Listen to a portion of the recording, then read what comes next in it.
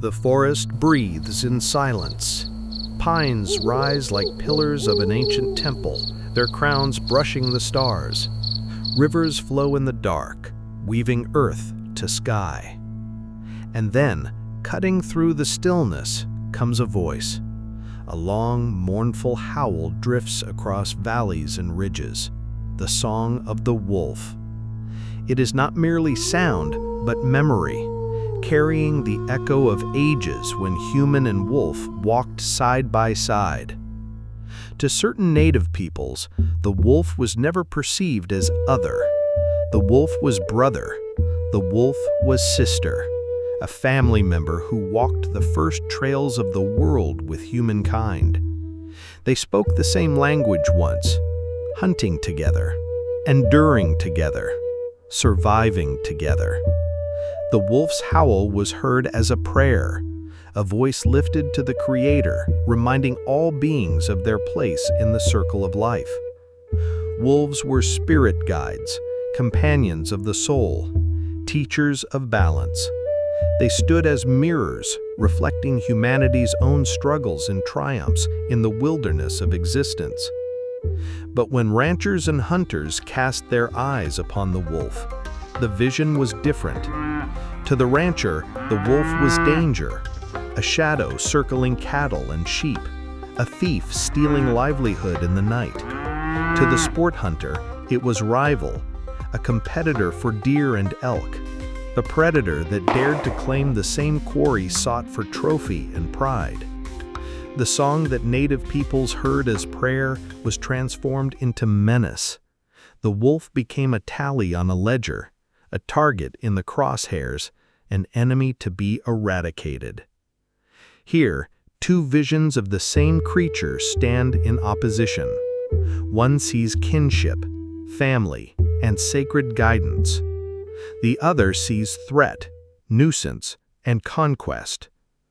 The wolf itself has not changed, only the gaze of the human who beholds it. And so the wolf becomes a mirror. In its eyes we see ourselves reflected. One reflection reveals humility, reverence, and belonging. The other reveals fear, dominance, and the hunger to control what cannot be mastered. Still, the wolf endures. Across forests and mountains, across tundra and desert, the song rises again. The howl carries the old memory that we once walked together, human and wolf, kin beneath the same sky. The question remains, when we hear the wolf's voice now, what will we hear? A prayer or a threat? A guide or a rival?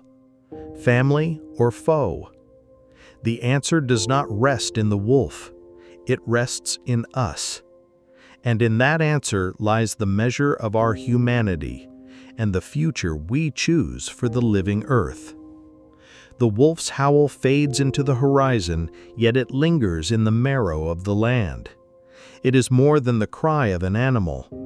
It is a voice older than our memory, a voice that asks whether we still recognize our kin. For the native, to honor the wolf is to honor the bond of family, the sacred covenant that human and animal share. For others, the wolf has too often been cast as rival. But in truth, the wolf is neither saint nor demon. It is simply itself. And in its eyes we are given the chance to see what we have forgotten, that our survival is not apart from nature, but bound to it. If the wolf is silenced, then so too is part of our own spirit. If the wolf endures, so too does the memory that we are not masters of this earth, but members of its living family. The howl rising through the night sky is not only the wolf's song, it is an invitation to remember, to return, to walk once again as kin beneath the stars.